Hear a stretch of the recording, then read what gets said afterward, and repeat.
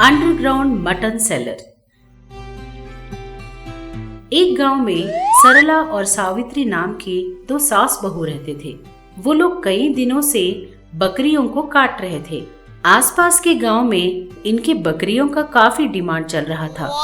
वो दोनों मिलकर एक मटन शॉप भी चला रहे थे।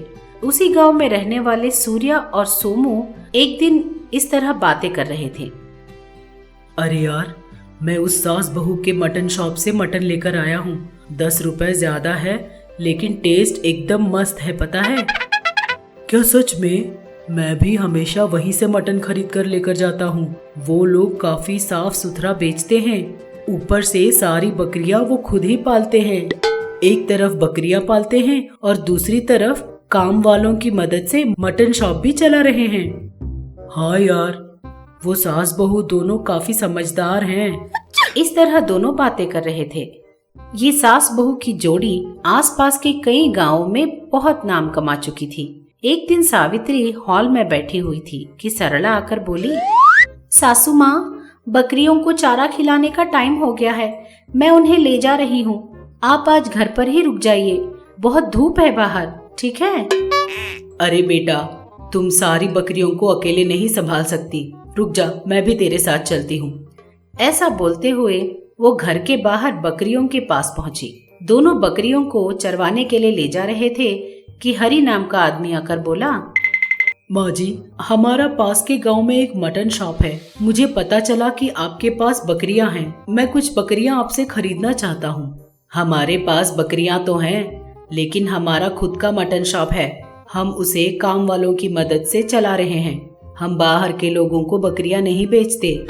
ऐसा बोलकर उसे वहाँ से भेज देती है। दोनों सास बहू बकरियों को लेकर जंगल पहुँचते हैं। इनके मटन शॉप पर हमेशा बहुत भीड़ लगी रहती थी। इनका मटन शॉप इसलिए भी फेमस था कि इनका मटन बहुत अच्छा रहता था। इनका धंधा अच्छा चल रहा था कि एक दिन उस गांव में रंगैया नाम का आदमी आकर अपना खुद का मटन शॉप खोलता है। रंगैया इन सास बहू से थोड़े कम दाम में मटन बेचता था। सोमू और सूर्या नाम के दो आदमी रंगैया के मटन शॉप के बारे में इस तरह बातें कर रहे थे। आज संडे है, चिकन लाया या मटन लेकर आया? अभी कहाँ यार, मैं अभी जाकर लाने की सोच रहा था। मैं उस सास बहू के शॉप में जाकर मटन लेकर आऊंगा। वहाँ का मटन बहुत अच्छा रहता है। अरे उतनी दूर जाने की क्या जरूरत?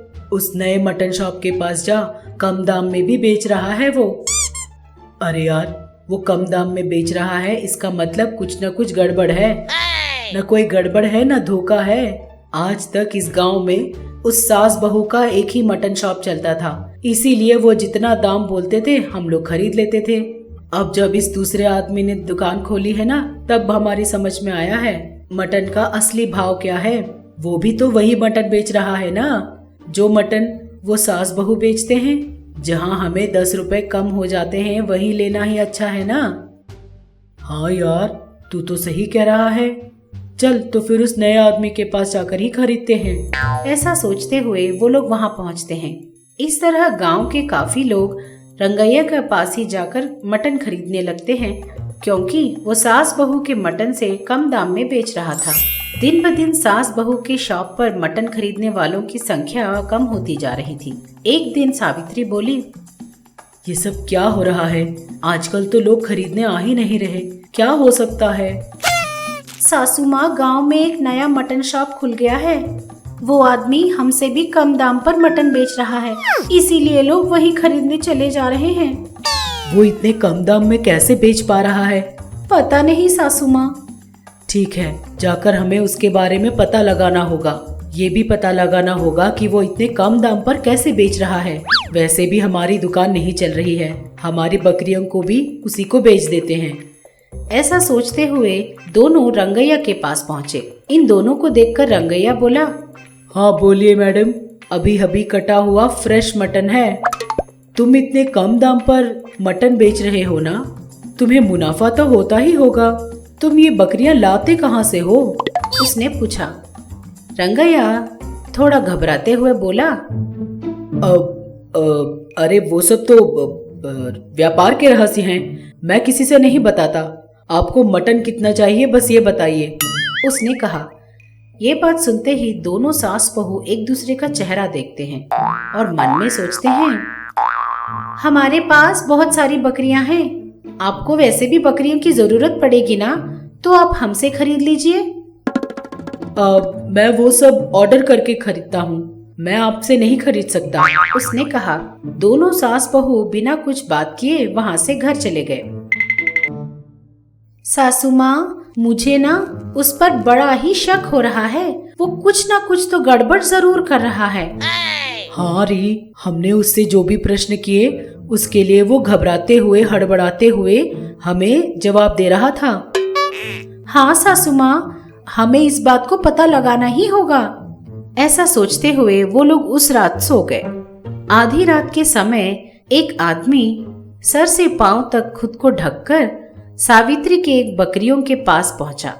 उसने अपना कपड़ा हटाया तो हमें दिखा कि वो रंगैया है। मुझे नहीं पता था कि इस गांव में इतने अच्छी बकरियां हैं। अगर पता होता तो मैं आसपास के गांव से बकरियां चुरा कर नहीं लाता, यहीं से चुरा लेता। ऐसा सोचते हुए उन बकरियों में से एक बहुत ही मोटी और ताजी बकरी को लेकर अपने दुकान पर चला गया। उसकी दुकान से अंडरग्राउंड के लिए रास्ता था। उस रास्ते से वो अंदर चला गया। वहाँ खूब सारा मटन रखा हुआ था। ये लोग सारे पागल लोग हैं।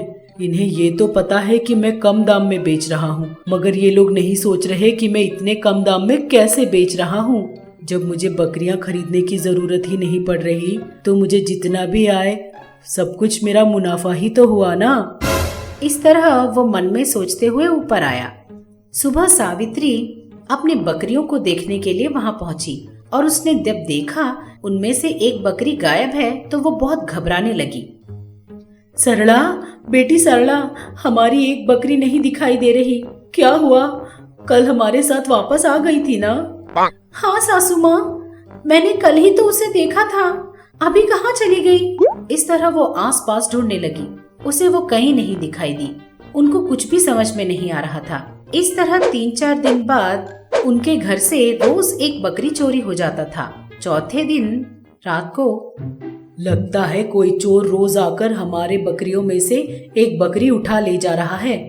हमें आज उसे किसी भी तरह पकड़ना होगा।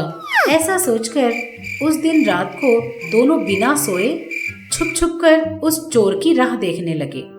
आधी रात होने के बाद रंगैया अपने चेहरे को ढककर उन बकरियों में से एक बकरी को निकालकर अपने दुकान के अंडरग्राउंड में जाकर उसे छुपा देता है। रंगैया का पीछा करते करते दोनों सास बहू भी वहाँ पहुँच जाते हैं।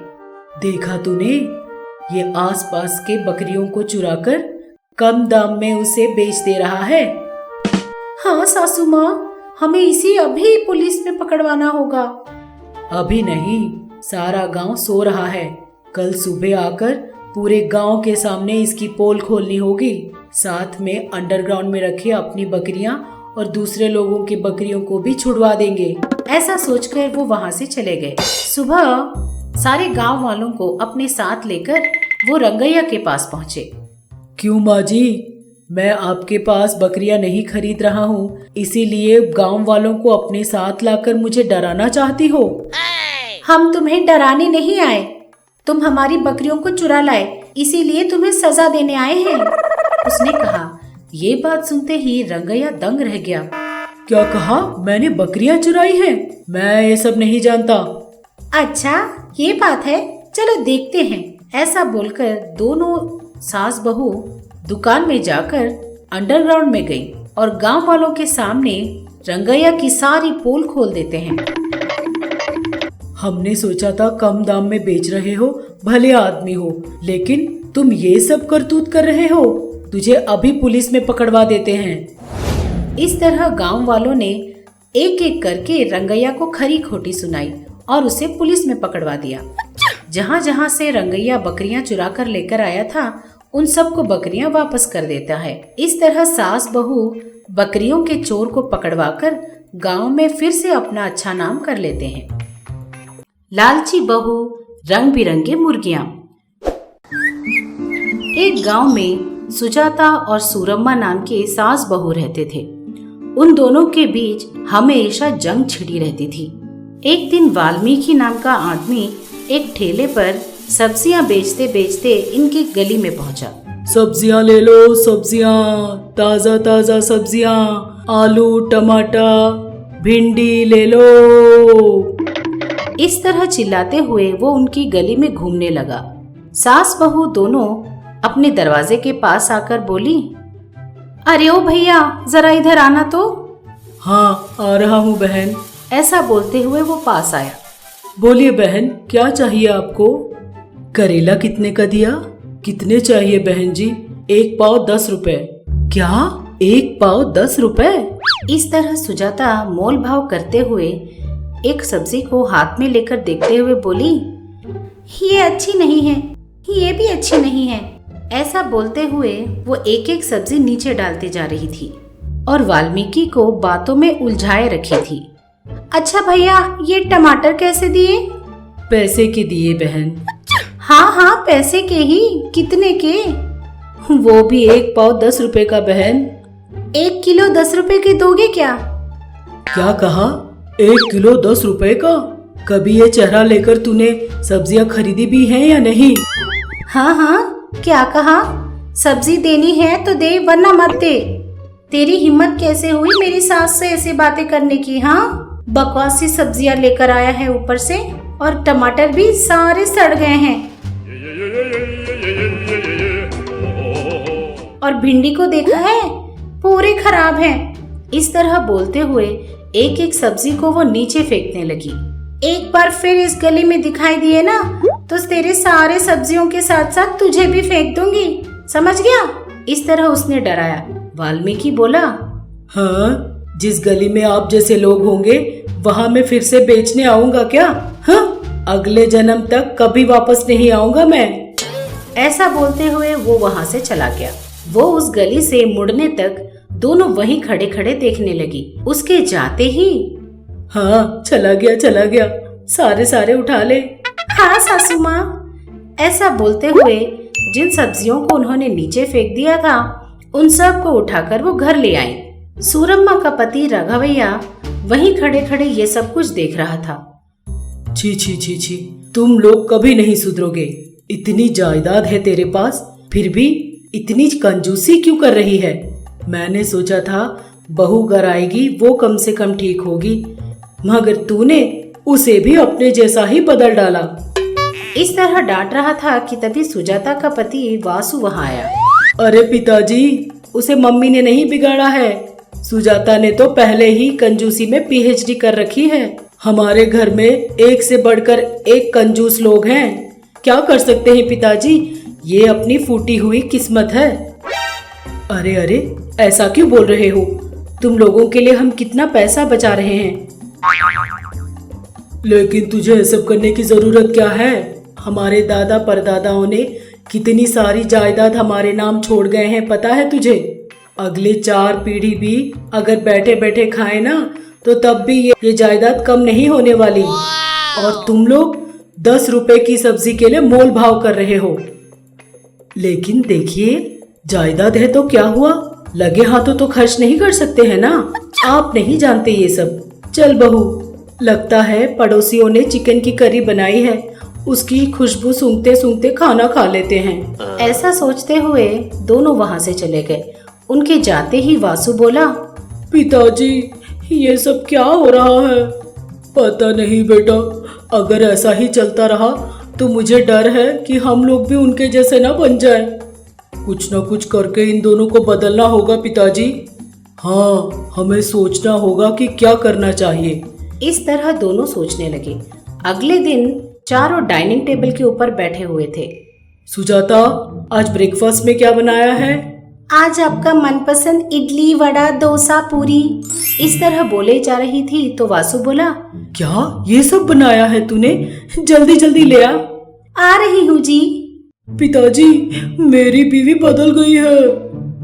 वासु ने बोला ही था कि इतने में सुजाता एक फोन लेकर उसके सामने रख देती है। ये देखकर वासु बोला, नाश्ता परोसने के बदले ये मेरे सामने फोन क्यों रख दिया तूने? अभी अभी मैंने जिन नाश्ते के बारे में बताया वो सब इस फोन में है। उन्हें देखते देखते रात का बचा हुआ खाना खा लीजिए। ऐसा बोलकर वो वहाँ से चली गई। वासु दंग रह गया और राघवैया जोर जोर से हंसने लगा। बेटा वासु, उन्हें बदलना दूध में पानी मिलाने जितना आसान नहीं है, दूध से पानी अलग करने जितना मुश्किल है। पिताजी, क्या हम लोग कभी दूध और पानी अलग भी कर पाएंगे? इसीलिए तो मैंने बोला ना कि मुश्किल है। अब मुझसे बर्दाश्त नहीं होता पिताजी, मैं हिमालय जाकर संन्यास ले लूंगा। अरे अरे बेटा, इतनी सी बात के लिए संन्यास लेने की क्या जरूरत? कुछ न कुछ करके हम उन्हें बदल देंगे। इस तरह बोलकर उस दिन से वो लोग उन्हें बदलने के बारे में सोचने लगे। एक दिन राघवैया 10 रंग बिरंगी मुर्गी के बच्चों को अपने घर लेके आया। उन्हें देखकर सूरम्मा बोली, ए जी, ये मुर्गी के बच्चे किसके हैं? आज से ये हमारे हैं। तुम सास बहू के बीच में एक छोटी सी प्रतियोगिता है। इन रंग बिरंगी मुर्गी के बच्चों को मैं तुम्हें आधा आधा दे दूंगा। तुम दोनों में जो भी इन मुर्गियों की अच्छी देखभाल करके जब मैं मांगू मुझे सही सलामत वापस करोगे, उसी को मैं अपनी सारी जायदाद लिख कर दे दूंगा। उसने कहा।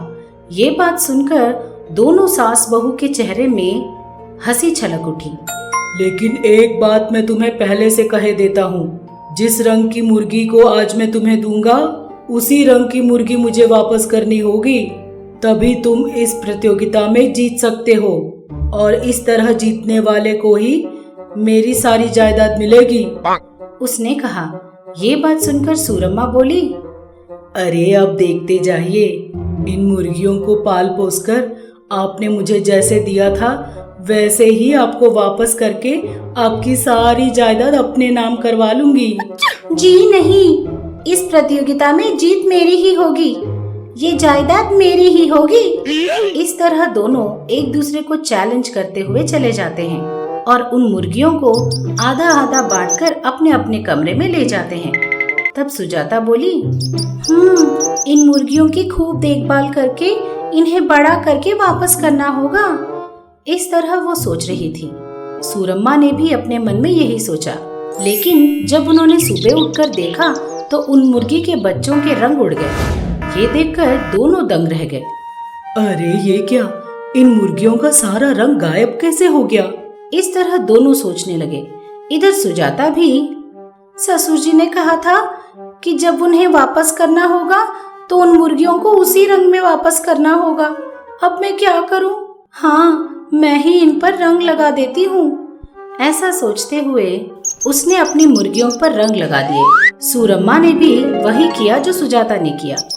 इस तरह दोनों ने उन मुर्गियों को रोज रंग लगाते हुए उनका अच्छा पालन पोषण किया। वो मुर्गियां बड़ी हो गई। एक दिन राघवैया उन दोनों को बुलाकर, मैंने जिन मुर्गियों को तुम्हें दिया था उन्हें लेकर आंगन में आओ। तुम्हारी मुर्गियों की हालत देखकर मैं ये डिसाइड करूंगा कि ये जायदाद मैं किसे दूंगा। उसने कहा। ये बात सुनकर दोनों सास बहू खुशी खुशी अपने कमरे के अंदर चले गए। राघवैया और वासु दोनों आंगन में बैठे हुए थे। सास बहू ने अपनी अपनी मुर्गियां लेकर वहां पहुंची।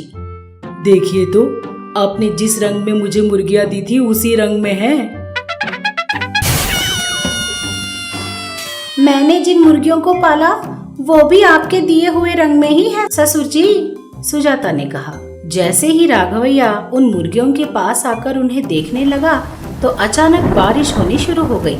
उस बारिश की वजह से मुर्गियों के सारे रंग उतर गए। ये देखकर सब लोग दंग रह गए। छी छी, लालच से तुम दोनों ने मुझे फिर से धोखा दिया है। इसका मतलब तुम लोगों ने रोज इस पर रंग लगाते हुए इनका पालन पोषण किया है। तुम लोग कभी नहीं सुधर सकते। जिस दिन मैंने इन मुर्गियों को तुम्हें दिया था, अगर उसी दिन मुझे बता देते कि उनका रंग उतर गया है तो मैं उसे ही ये पूरी जायदाद लिख कर दे देता। लेकिन तुम दोनों ने अपने लालच से इन मुर्गियों पर रोज रंग लगाते हुए इन्हें पाला है, राघवैया ने कहा। राघवैया की बातें सुनकर दोनों सास बहू हक्की बक्की रह गई। मुझे माफ कर दीजिए जी, लालच की वजह से मैंने ये सब कुछ कर दिया, उसने कहा। सुजाता ने भी माफी मांगी। कम से कम आज से तुम दोनों लालच करना छोड़ दो। तो फिर आप लोगों ने जितनी मेहनत से इन्हें बड़ा किया है ना, इन मुर्गियों का फ्राई बना दो, पेट भर कर खाएंगे। भर पेट खाना खाए कितने दिन हो गए माँ। वासु ने कहा। सास बहू उन मुर्गियों को अंदर ले जाकर उस दिन से अपनी कंजूसी और लालच को छोड़कर खुशी खुशी रहने लगी।